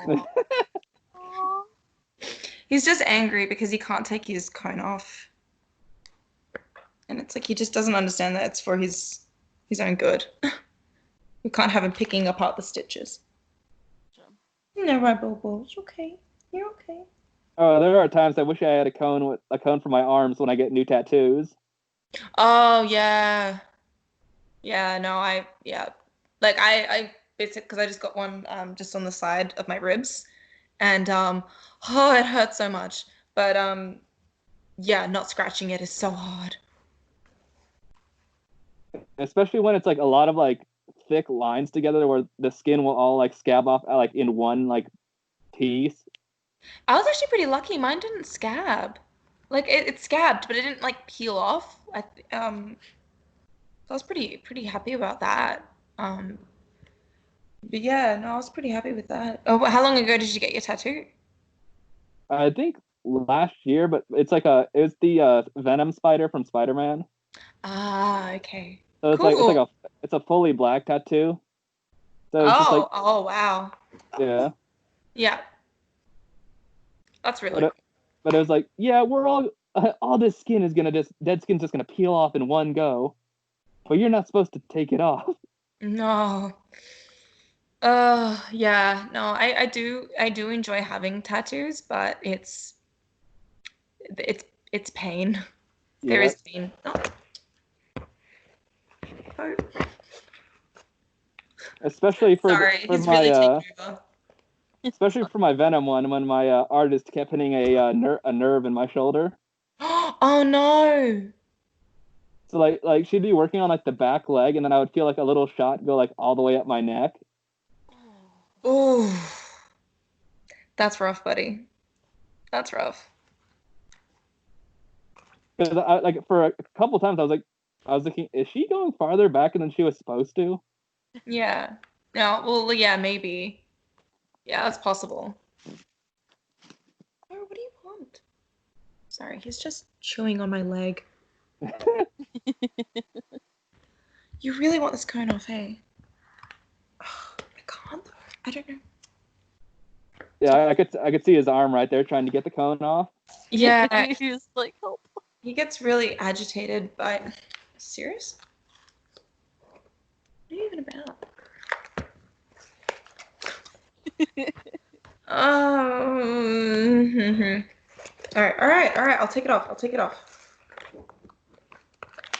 Is that... Wait, Bo. Calm down. Take it off.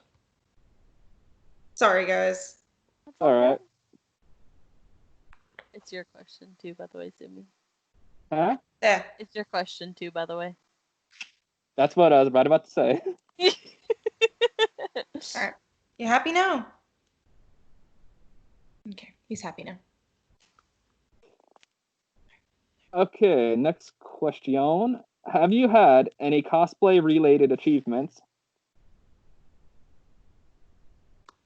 Oh, wait. Stop that. No. Only because I don't really put my cosplays into competitions or anything like that. I don't know, I've got like a fear that once I start doing that, then I'll start measuring up all of my cosplays to that kind of a level. And it's like, I don't want to start losing that fun of just doing it because I enjoy it. Wait, Bo, stop that. Oh my God, you're a menace. Go away. So yeah, I've been wary of putting, joining competitions or anything like that, just for that kind of a reason. But I think probably the closest thing I've got to like a cosplay achievement is probably being on One for All. I think like personal achievements probably being that, I've gotten to a point where I'm really happy with my sewing. I've gotten to a point where I'm really, happy with the achievements that I've done with my skill level and set and stuff. So yeah, I think that's kind of what I would probably more say as my cosplay achievements. Oh. Scruffy dog. I forgot to unlock my phone. Hoi. Ah. That's okay. You're all good. Do you experience negativity, and how do you deal with the negativity? I have only recently dealt with negativity in regards to my support of the BLM movement. I've been very, very lucky in that my following has been quite, like people who follow me have been quite supportive, who have been, very, very loving and open. I haven't gotten many people who, like, I haven't really gotten any people who, like, on my account have tried to, say nasty things or anything like that. I don't know if they say it behind closed doors. I've got no control about that. It doesn't mean anything to me. But as to like whether or not it's to my face, I haven't really dealt with a lot of that. It's mostly been once I started supporting the Black Lives Matter movement that I started getting some backlash. I lost about 300 followers, but at that point, it was just like, well, I mean, look, people who don't want to follow me, they're not following me. There's nothing I can do about that. And I would probably say that if anything, it probably was better for me in the long run that I don't have people that, don't support people's lives following me anyway. just, obviously. Ow! Bo! You just bit me. Stop. Stop it. Go away. So yeah, so it's definitely. Sorry, guys. I'm just gonna have to go feed him for a sec, just because All right, he's go ahead. really biting me. All right. That's it. Come on. Come here. Still sitting there looking dead as ever. Have you seen how many times I've like fixed my helmet or itched my head? Because this dang balaclava doesn't want to like cooperate with my hair. I don't think I've seen you really without. Well, I mean, I follow you on TikTok. I don't really, I don't know, remember what you look like without your helmet on, to be honest. So when you mentioned hair, I was like, wait, you have hair? Wait, I thought you were like bald. You're being nice. Sorry. Well, to be fair, I do always wear helmets. Okay, sorry, guys. All good. He just broke the skin on my leg, so I had to go give him something to chew on. Otherwise, he was going to keep chewing on me. Not good. Yeah. So sorry, what was the last question? How you deal with negativity? Oh, look, I mean, I guess I can't really say that I'm dealing with it because my kind of way of dealing with it is not really dealing with it. Because at the same time, Saying goodbye. yeah, it's outside of my control. There's not much I can do about, like I'm not going to go to these people, find out their accounts and go to them and be like, why did you leave me? Like it's, people unfollow people all the time for their own reasons. And, there's not much that I can say or do to be like, oh, like you can't please everyone. You can't. And at the end of the day, like you just got to, make yourself happy. So yeah, it's kind of not dealing with it. It's just kind of being like, it's outside of my control. There's not much I can do. Yeah, it does kind of suck, but at the same time, I mean, there are always more people who are happy to, engage with your content. Yeah. I think I have one more question left.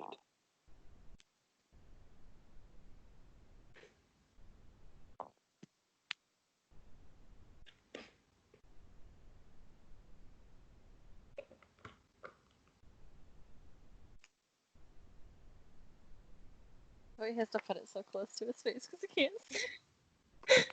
I'm sorry, Zumi. Do you need your glasses back on? No, I got it. I can see this close.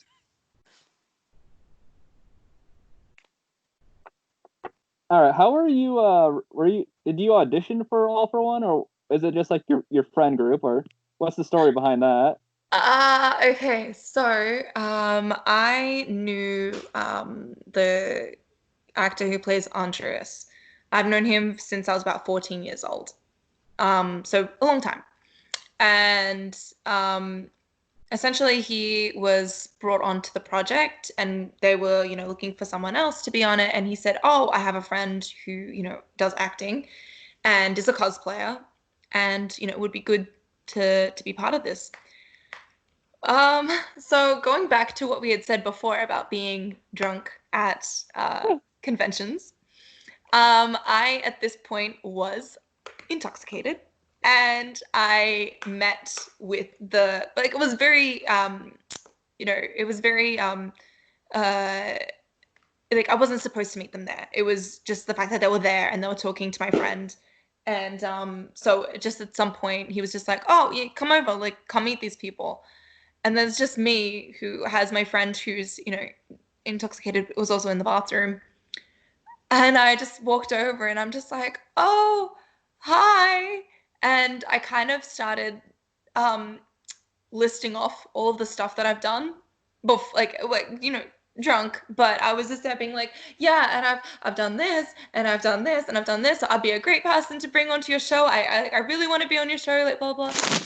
And they were like, oh, okay. Well, we're gonna need you to audition. And I was like, yeah, I can audition. I've done auditions before. Like, I don't remember a lot of everything that happened then. But it did end up with me, them sending me a script, and I did audition for it I recorded it on video and then sent it to them.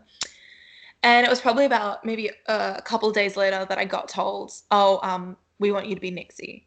And I was ecstatic. I was so over the moon. Like at this point, I had been playing D&D for like over a year, and like my life had already become so obsessed with it that I was just like, oh my god, and I get to be on this, cool little web series for it too. None of us, well, I mean, look, I can only speak for myself, but I had no idea it was going to go where it did. I had no idea that it was going to become as big for us as it did. And I think I've been continuously blown away since. I think the point where it really sank in, though, was when I saw the first fan art for our show. And it was like, oh my God, people like our show so much that they're willing to dedicate hours to drawing something for it. And it's just been a whirlwind ever since then. And yeah, it's so exciting. But yeah, that's how I got onto the show. I did audition. I have yet to see if I had like that many people auditioning for the role aside from me. But I definitely think that they liked my take on Nixie. So yeah, there is definitely an audition tape out there somewhere of me reciting all the lines from the first episode. So yeah, that's fun. Exciting. But yeah, yeah. So I did audition. I got the role. Yeah, so auditioning. All right. So last question I have is, what is one of the worst memories you have of cosplay? Worst memories.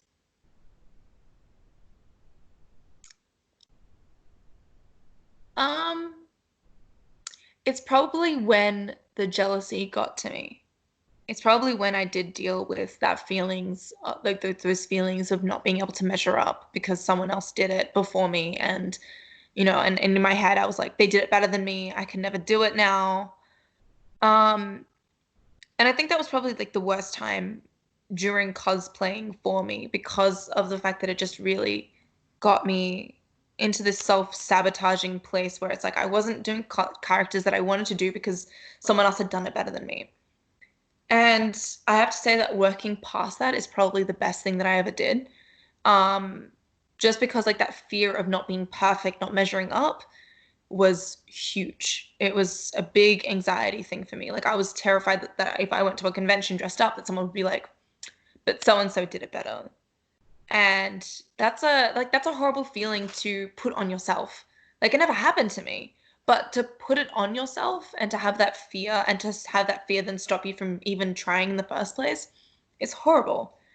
And so I'm really glad that I did move past that. But I have to say that those beginning years when that was a massive anxiety, it's like source of anxiety for me.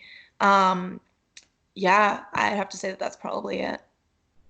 It's so wonderful to see that you've moved past that. It really is. It took time. It took time. It took a lot of self-reflection. It took a lot of patience as well, because progress isn't always a straight line. Like you can recess and go back and up and downs. So I would definitely say that it was something that I definitely had to push myself to move past. Just also like perfectionism in general, like just being okay with mistakes, because there's only, and especially if it's your first time trying something, if you don't get it right, just try again. Yeah. And that's something I've really had to work on with cosplay, because like you'll try a new skill and you won't be like great at it because you're literally just trying it out for the first time. And that is okay. It is so okay for you to not master something in the first time that you try it. On the inverse of that, what is your favorite part about cosplay?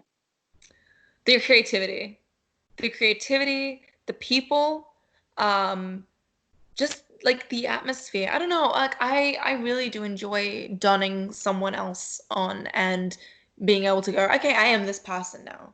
I guess it does kind of filter into like the acting elements, of my acting, which is something I really enjoy doing. So I feel like there is an acting element to it. But it's just so much fun to then, have your friends be other characters, then interacting with them. It's, you know what it is? It's like LARPing, but everyone's kind of in on it. Like, everyone's kind of agreed that we're all allowed to be these characters that we're dressed up as. Yeah. It can go a little too far. Like sometimes people can get, they can get too in character, and it can be quite intimidating if, you don't know whether or not this person is literally psycho or if they're just a person pretending to be. Yeah. But there is just a really fun element of everyone just kind of agreeing that we're all in a space of make-believe and we're all allowed to accept that. Like no one is making fun of anyone for being involved.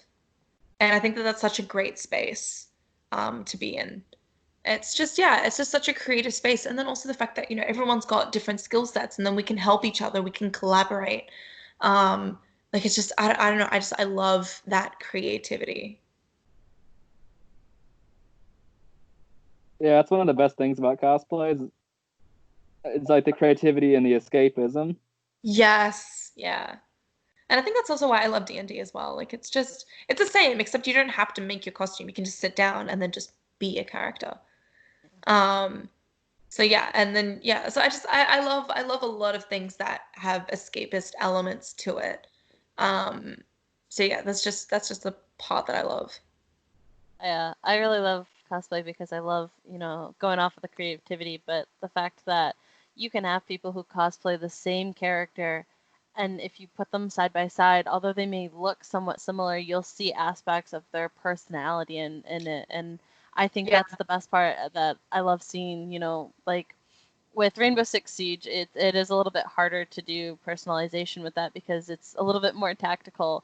But like something I've done to separate me from the rest of the Twitches out there is I use like a blue eyeshadow, and for a while that's what I was known for, the blue eyeshadow Twitch because it was different, and Yeah. then I love seeing the other cosplayers that come in and they start adding a twist to their characters, and you get those people who are like, oh, your cosplay is not perfect. Well, no, I don't want it to be perfect. I want it to have not only an element of the game, but that element of me in it as well, so I can help connect to that character more. I Yeah, think that's no, why I love cosplay so much. yeah, no, 100%. And I think that's something that I also really enjoy as well, is the fact that, I've got friends who love putting lights in their costumes. I have friends who love putting like embellishments like diamantes or lace on theirs. And it's just so much fun just kind of being able to see these people, put their own, say, yeah, like you said, like their own element into it that just kind of differentiates them from other people. So yeah, I just love that aspect of the fact that, you can just take like a simple costume and then make it your own, and it's just wonderful. I love it. Yeah. And I All love right. seeing the people create it too as well. Sorry, to me. No, you're good. Does anybody have any announcements, shout outs, anything you want to do before the show gets wrapped up? Probably just for me, it would just be, one for all. That's just the big project that I'm working on at the moment. Just being able to, be part of such a cool, just web series. Like it's really fun. Yeah, I'm really enjoying my time there. So I just want to be part of it for a lot longer. All right, just gotta find the button before I do the outro. All right, there's the button. All right, everybody, thank you for watching. This has been Cosplay Time. As always, I am Chris, aka Mr. Zoom _2028. I am Allie, or Vandum Rose. And with our special guest. Oh, Fallcosplay. Thank you for watching, and good night, good day, good afternoon. Night, guys.